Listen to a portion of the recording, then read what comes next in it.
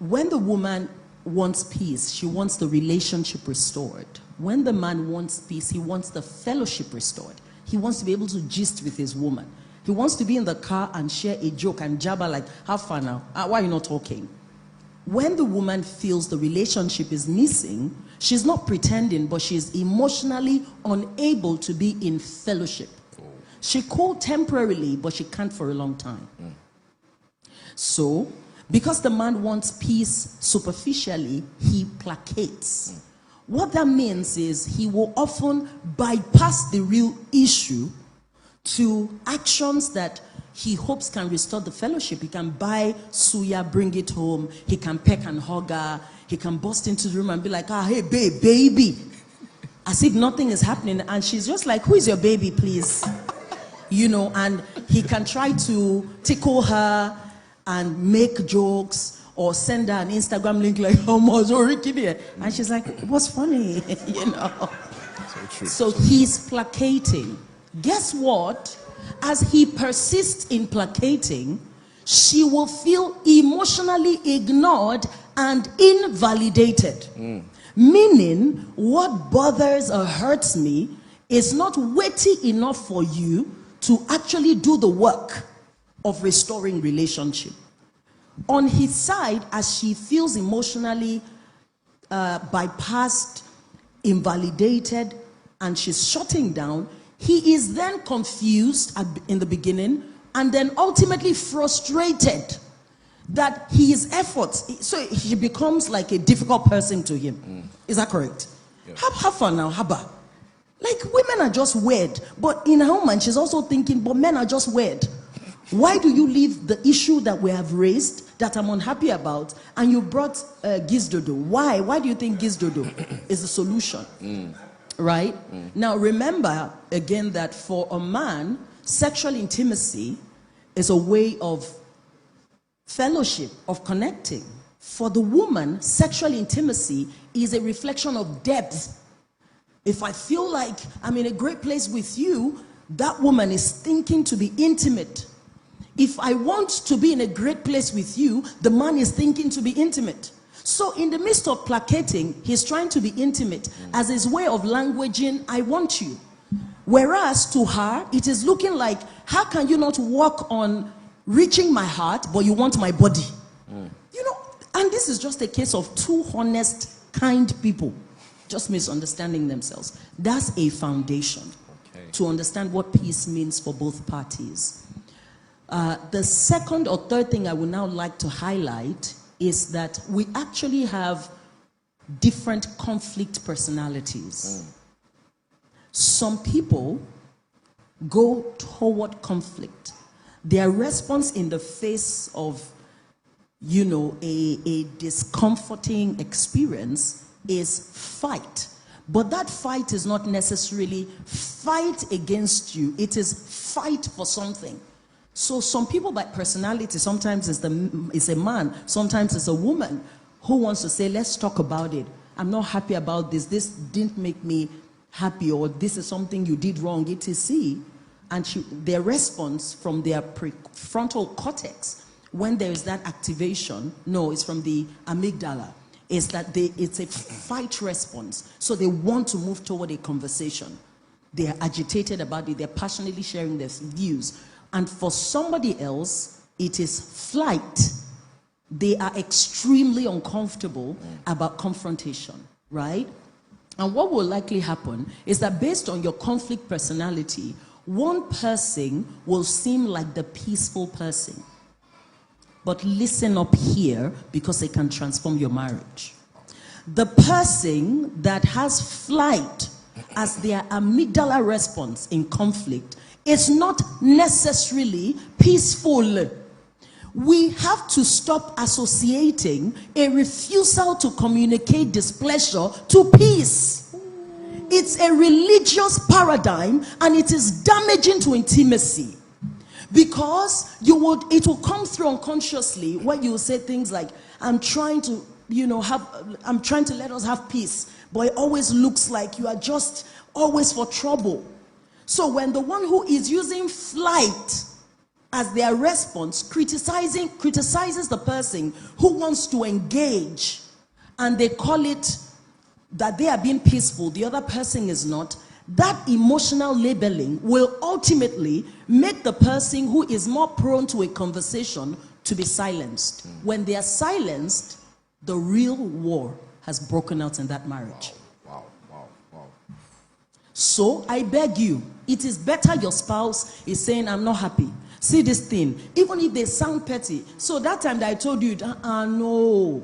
And you are not even obliged to always say you're sorry. That's the truth.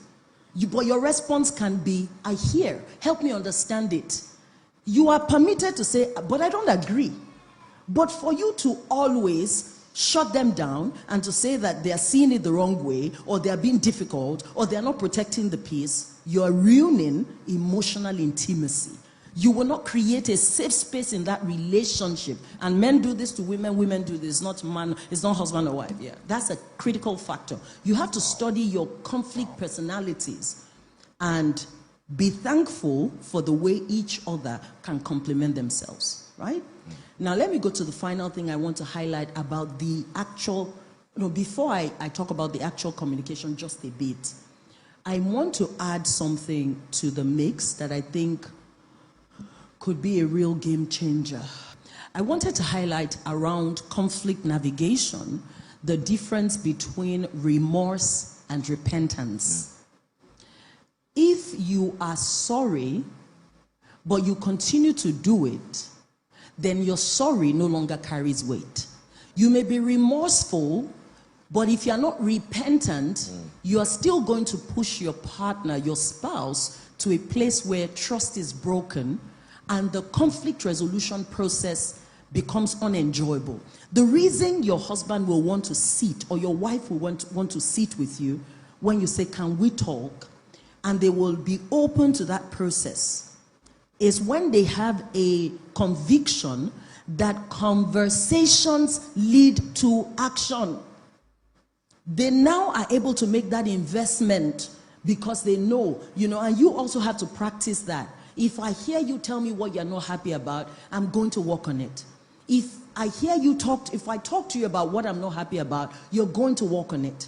We're going to both feel valued because we're doing the work, you see. Yeah. And sometimes doing the work is actually just explaining how you saw the matter. Oh, this is what I was thinking about it, and that's why I approached it that way.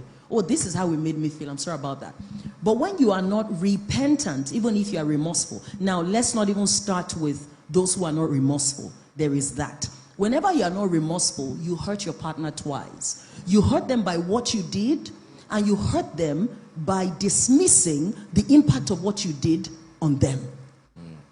So it's nearly close to emotional betrayal. And there are people who are so defensive that they can't be remorseful. Because the moment you put on a lens in your mind that says they are being difficult, they are critical, they are just looking for something to blame me about, and you feel triggered because of your own unresolved shame or fear of criticism because of the parenting you had or whatever, then you are not remorseful.